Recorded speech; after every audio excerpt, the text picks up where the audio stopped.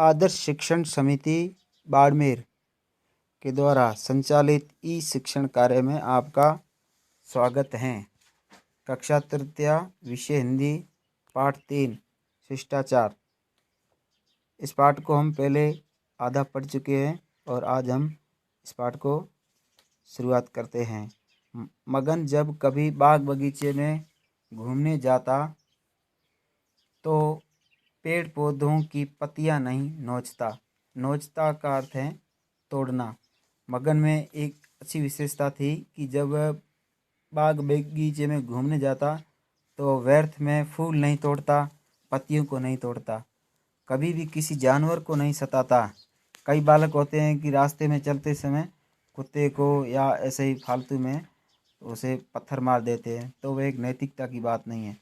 मगन कभी भी किसी जानवर को फालतू में नहीं सताता था।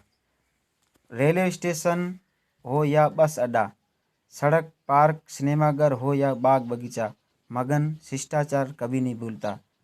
तो वह जब स्टेशन जाता था तो पंक्ति से बस में चढ़ना उतरना और बाग बगीचे में पंक्ति में चलना, और जब पेड़ पौधे होते हैं उस पर नहीं चलना और पत्तियां नहीं नोचना, और ये उसमें बहुत सारी विशेषताएं थी। मगन कभी कभी कुछ लोग शिष्टाचार का दिखावा करते हैं। वे सोचते हैं ऐसा करने से उन्हें अच्छा समझा जाएगा। लोगों को दिखाने के लिए किया गया शिष्टाचार टिकाऊ नहीं होता, वह थोड़ी ही समय तक रहता है। कोशिश यह करनी चाहिए कि शिष्टाचार हमारे स्वभाव की विशेषता बन जाए। स्वभाव का अर्थ है आदत। हमारे वो ज़िंदगी में उस चीज़ की आदत बननी चाहिए।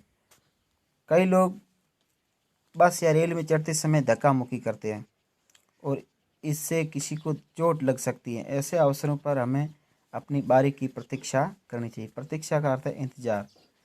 वृद्ध लोग होते हैं, उनको बस में चढ़ाने उतारने में हमारी मदद हमें करनी चाहिए। उनको बैठने के लिए सीट देनी चाहिए। और शिष्टाचार एक ऐसा फूल है जिसकी सुगंध हमेशा अपने वातावरण को सुगंधित रखती है।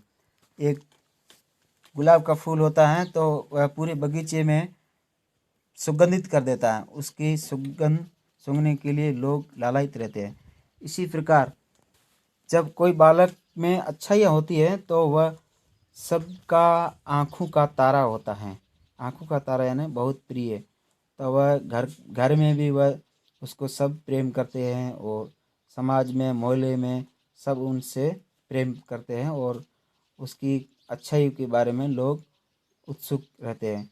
तो कोई भी बालक जब अनैतिकता होती है किसी बालक में तो उससे सब दूर भागने की कोशिश करते हैं और उसकी बात को कोई सुनने के लिए नहीं रहता है।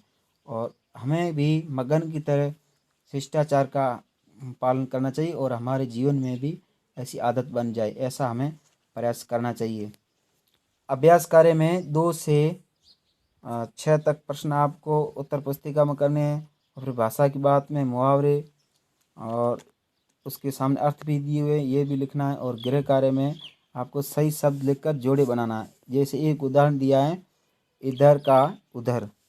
उसी प्रकार जैसे दूसरे शब्द हैं, मुक्की है, पिता है, दौड़, बगीचा, पौधे, आना।